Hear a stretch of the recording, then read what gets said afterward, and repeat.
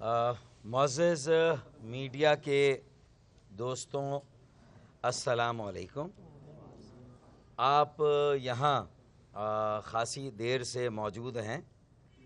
آپ کی یہاں آمد پر آپ کا بے انتہا شکریہ۔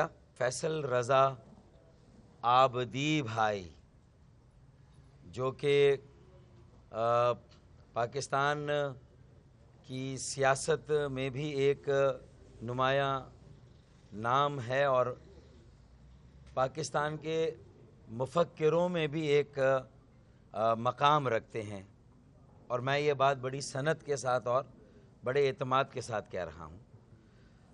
تو آج یہ پی آئی بی کالونی میری رہائش گاہ پر اپنے ساتھیوں کے ساتھ تشریف لائے۔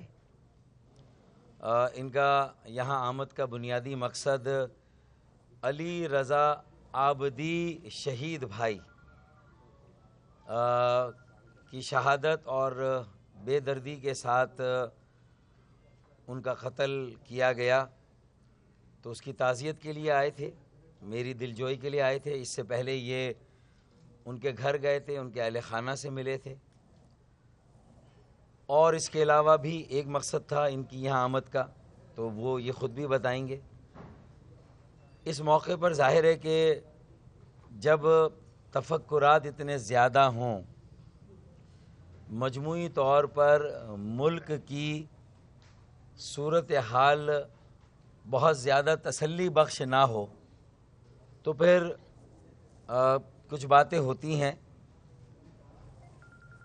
ہم نے کچھ تبادلہ خیال کیا ہے، اور سب سے پہلی بات تو علی رضا عابدی شہید بھائی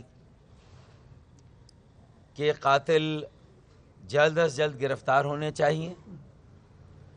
ان کے قتل کے محرکات، ان کی شہادت کے پیچھے سازش اور جو سازشی عناصر ہیں سب بے نقاب ہونے چاہیے اور گرفتار ہونے چاہیے، اور انہیں کیفر کردار تک پہنچایا جانا چاہیے۔ اسی طرح ہم یہ سمجھتے ہیں کہ اس وقت ملک کی معیشت بھی انتہائی دگرگوں کیفیت میں ہے، انتہائی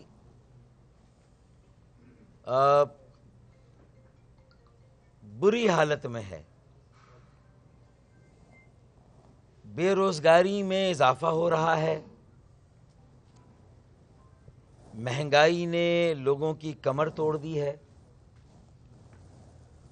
اور ایسا لگ رہا ہے کہ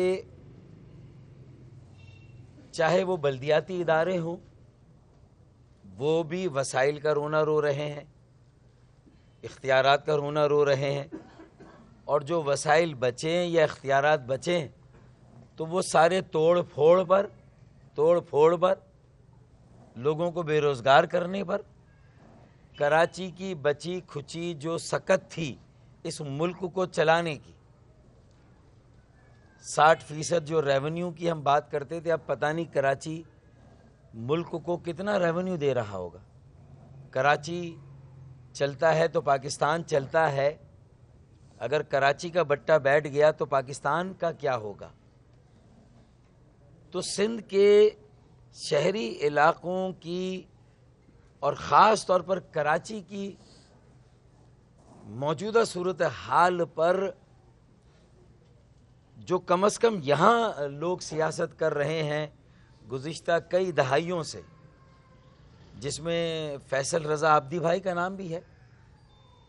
علی رضا عابدی شہید میرا دست راست تھا، میرا بازو تھا، جہاں وہ ایک خاندان کا تو بڑا نقصان تھا ہی، ناقابل تلافی، اس خلا کو تو پر کیا ہی نہیں جا سکتا، لیکن وہ ایک خاندان، ایک شہر، ایک جماعت کا اثاثہ نہیں تھا، وہ قومی اثاثہ تھا۔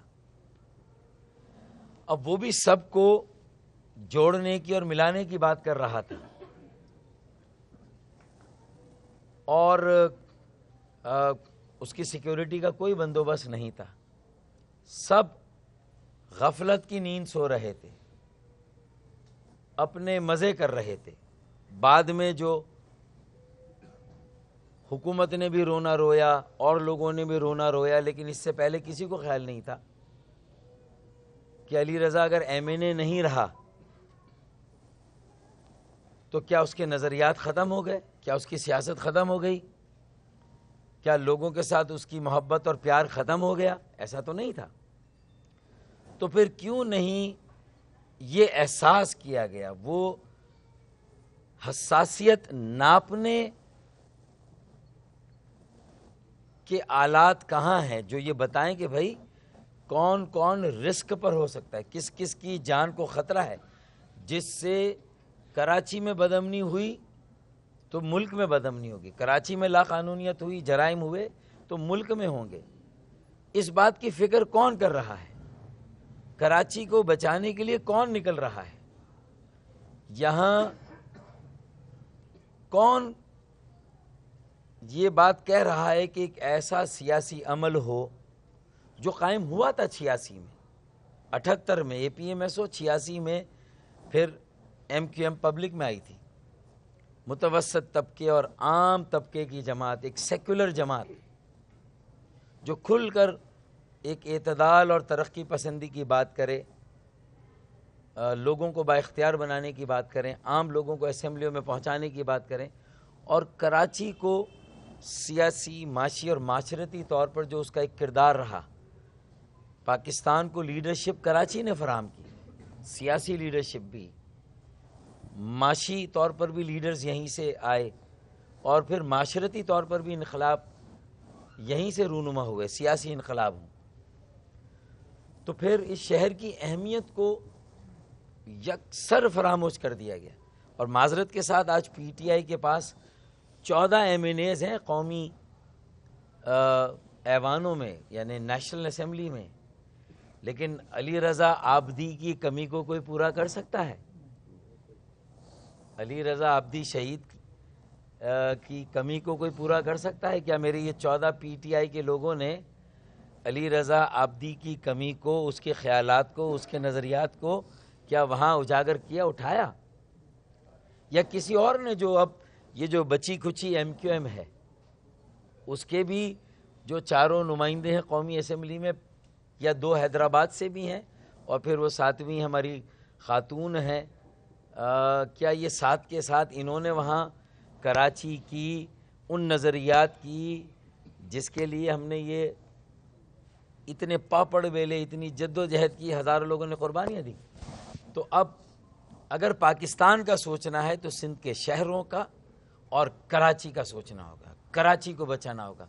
کراچی میں جن لوگوں نے قومی سیاست کی، فیصل رضا آبدی بھائی جیسے لوگ ہیں، قومی سیاسی جماعتوں میں رہے، لیکن درد رکھتے ہیں کراچی کا، یہاں کے لوگوں کا، پھر نظریاتی سیاست کرتے ہیں، اپنے نظریے کے لحاظ سے لوگوں کے دلوں میں ان کی عزت، احترام اور محبت ہے. آج ضرورت ہے کہ ایسے سب لوگ یکجا ہوں، جمع ہوں، ایک ساتھ بیٹھیں اور علی رضا آبدی شہید بھائی کے مشن کو بھی ہم آگے بڑھائیں. تو مجھے بہت اچھا لگا فیصل رضا آبدی آج یہاں آئے. مجھے ایسا محسوس ہوا کہ اگر آج ایک آبدی شہید ہوا، میرا ایک بازو کٹ گیا، تو مجھے ایسا لگا کہ ایک دوسرا بازو مجھے مل گیا. یہ بھی آبدی ہیں، وہ بھی آبدی ہیں. یہ علی رضا آبدی سے کم نہیں ہے، علی رضا آبدی ان سے کم نہیں تھے. تو میں نے صرف شہیدوں کے صیغے میں یہ ساری بات اس لیے کی ہے کہ ہم ان کے مخروض ہیں. ان کے قاتلوں، سازشیوں کو گرفتار ہونا چاہیے اور ان کے مشن اور مقصد کو قائم و دائم رہنا چاہیے. اور میں نے یہ عزم کیا ہے کہ میں سب کو جوڑوں گا، سب کو ساتھ لے کر چلوں گا. اور یہ 86 والی ایم کیو ایم بنانے کی بات ہے تو دراصل سندھ کے شہروں میں اس عمل کو زندہ کرنا ہے، جو یہاں کی جائز نمائندگی جو نمائندگی کا حق رکھتے ہیں جائز طور پر، اور جن کے خلاف کوئی انجینئرنگ نہ ہو الیکشن میں، جن کو عوام چاہتے ہیں وہ آگے آ سکیں.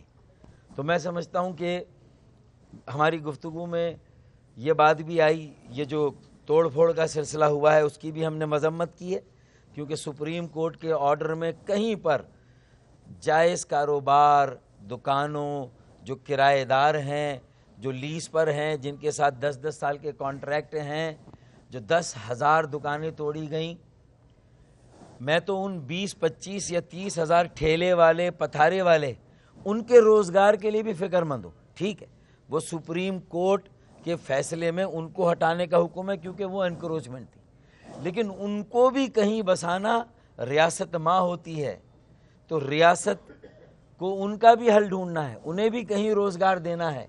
تو 20-25-30 ہزار ٹھیلے والے، پتھارے والے بے روزگار ہو جائیں، 10,000 دکان والے ہو جائیں، تو 5 لاکھ لوگ براہ راست متاثر ہوئے ہیں. اربوں روپے کا سامان دکانوں میں، مارکیٹوں میں پڑا رہ گیا، ساری تجارت کی ڈائنامکس تباہ ہو گئی. اب اس کے اثرات کراچی اور پاکستان کی معیشت پر بھی مرتب ہوں گے، اب آئیں گے اب، اور یہ کراچی کی معاشرت اور پاکستان کی کا جو امن اور استحکام ہے اس پر بھی آئیں گے، کیونکہ اب یہ لوگ بے روزگار ہو گئے ہیں تو جرائم میں کیا اضافہ نہیں ہوگا.